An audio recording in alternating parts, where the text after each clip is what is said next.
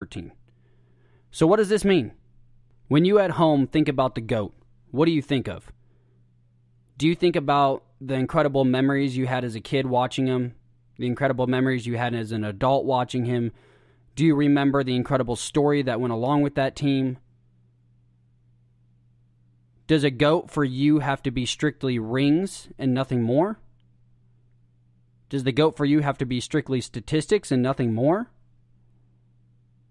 If that's the case, then Bill Russell's the GOAT because Bill Russell has 11 championships in 13 years, and Hakeem Olajuwon's the GOAT because he has the most points ever scored in the NBA. If you're strictly going to go off of that, those are your two GOATs.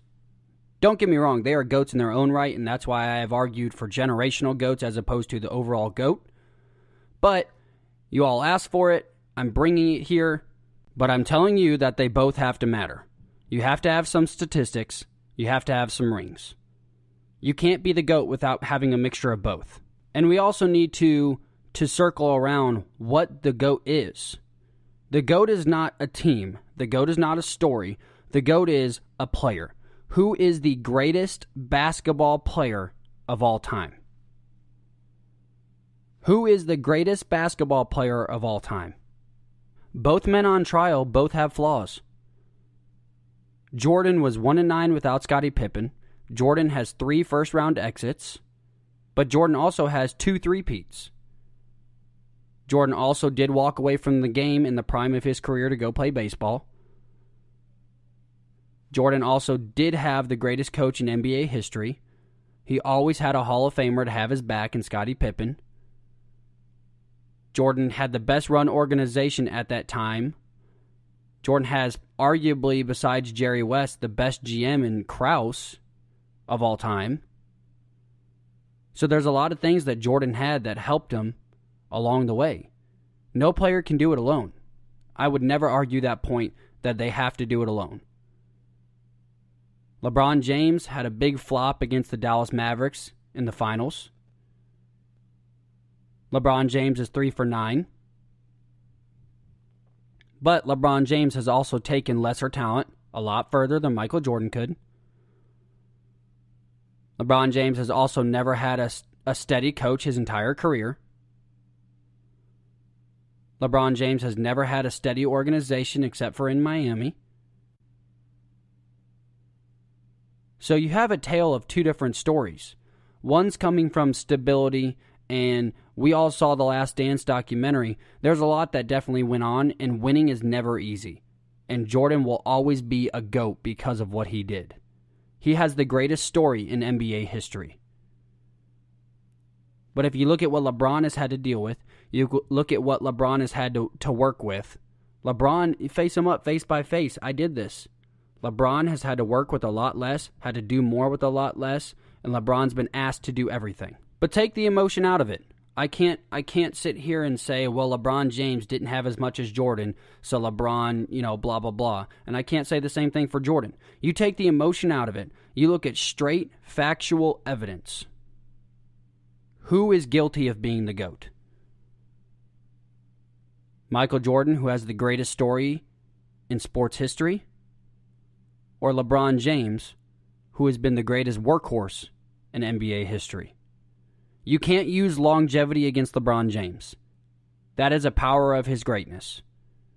You can't use an excuse for Michael Jordan that he went and retired in his prime. That was his decision. A player's career matters from the moment they enter the league to the moment they exit the league. LeBron James' story is not finished. So I don't know that it's fair to come out here and say LeBron James is the GOAT when LeBron James still has 3 or 4 years of good basketball left in him. I think LeBron James has a very unique situation in Los Angeles where he could win a 3rd title with a 3rd different franchise, which I think at that point a lot of Jordan fans would have to start admitting, hey, LeBron's doing something here that's never been done. But all emotion aside, straight factual evidence. Drum roll, please.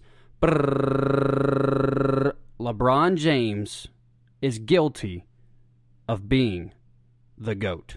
The GOAT is who is the greatest player of all time. Not the greatest teammate, not the greatest scorer,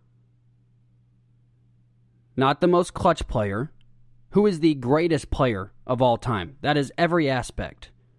Not who has the better team, how many more championships do you have. The greatest of all time has to have a good balance of rings and championship appearances and a good balance of statistics. LeBron James is a man unto himself. LeBron James is the only player to lead both teams in points, rebounds, and assists in an NBA Finals series in 2015. 2016, he's the only player to lead both teams in points, rebounds, assists, and steals, and blocks. Every statistical category. The only player to ever do that in a Finals series in 2016. 2017, LeBron is the only player to ever average a triple-double in the NBA Finals. 2018, LeBron James is the only player to score over 50 points more than one time in a series and still lose the NBA Finals. LeBron James has more game winners in NBA history than any player ever. Hands down. LeBron James, you can't say he's not clutch because statistically it's proven that he's clutch. LeBron James averages more points per game when facing elimination than Michael Jordan. LeBron James at 34.1, Michael Jordan at 31.3. And on I can go about what LeBron James has done that no other player in NBA history has ever done. But when you go back and look at LeBron James has 3 less championships and 3 less finals MVPs than Michael Jordan. But he has 43 more statistical categories to Michael Jordan's 13. That is a good balance of rings to statistics. I think if LeBron James wins with the Los Angeles Lakers, Michael Jordan fans will have no choice but to crown the king. He will have won with 3 different organizations. He will have taken every organization he's gone to from close to losing seasons to champions. And LeBron James's longevity, there's nothing that will ever match it in NBA history. You can't fault somebody for being healthy. You can't fault somebody for performing 17 years. I don't fault Michael Jordan for hurting his foot in the second year of his career. I don't go, look at how trash he did when he came back. No, he was injured. He came back and played when no one else thought he would that season. So without a doubt, Michael Jordan is the greatest competitor. Michael Jordan is the most determined competitor. Michael Jordan is the most driven athlete to ever grace this earth. Michael Jordan has the greatest sports story in the history of the entire world, retiring and coming back and winning 3 more. He's an incredible player. He is my all-time number 2. If we're going to do generational GOATs, he's definitely number 1 in that category, and LeBron would definitely be number 1 in this one. But since you all have asked for it, I knew I couldn't come out here and pitch you the generational argument, even though I think that's the smarter way to do it. As an overall player, when you are determining the GOAT, look at the player, his stats, and his rings. Don't pick and choose from the athlete's beginning to the athlete's end. I hope you judge LeBron James just as harshly in year 20, year 2021, whatever it is. I hope you judge him that much harshly, just like you should judge Michael Jordan with the Wizards. I'm not saying give LeBron James a free pass. What I'm saying is, as an individual player, it's being said by NBA players now, Magic Johnson just said it, as an individual player, LeBron James is the greatest basketball player of all time. Real quick, I'm going to wrap up with a quick story that I heard. LeBron James, 2016 NBA Finals. The Cavaliers come back and win after being down 3-1, the only team to ever do that. LeBron James and Kyrie Irving went nuts 2 straight games. LeBron James has the greatest block in NBA history with the chase down block on Andre Iguodala. They knock out the 73-win Warrior team, which is statistically the greatest team ever. The story that I heard was LeBron James They get down. The game's tied 93-93. They call a timeout. LeBron James leans over to Kyrie Irving and says, Steph Curry's on you. Steph Curry has not been able to stop you the whole game. Kyrie Irving was averaging almost 2 points per drive or per shot every time Steph Curry was on him. So that means that basically every time Steph Curry guarded Kyrie Irving was scoring. So LeBron looks at Kyrie Irving and says, hey, I don't need to be the hero. You're going to have an easy shot. You're going to be able to get your shot off. Steph's guarding you. Take it. And of course, we all know what happened. Kyrie Irving hits the step back, the dagger. LeBron James has the chase down block that sets it all up. LeBron James has the game-winning free throws. Storybook. That right there for me was the reason LeBron James became my GOAT. And the easiest way to really test not your loyalty, but test your theory, with 5 seconds to go, tie game, who do I want on my team? Some people will take the Michael Jordans of the world. Michael Jordan is an incredible closer. Michael Jordan is an incredible player. He's the number 2 all-time on my list. But Michael Jordan is going to make the best play for Michael Jordan. Chances are Jordan's going to take that shot. LeBron James is going to make the best basketball decision for the team. And if I'm coaching a game, I want LeBron James in the last 5 seconds. Because LeBron could have gone 1-on-2 with Klay Thompson and Andre Iguodala, chucked up a shot, gone into overtime, lost the NBA Finals in 2016. Everybody would have said, well, it was a good effort. But instead, LeBron looks at Kyrie Irving, lets him know, hey, you've been able to score against Steph Curry this whole series. Go at him. And at the end of the day, I want that on my team over the killer instinct. While I love Michael Jordan, The Last Dance is the greatest sports documentary I think I've ever watched.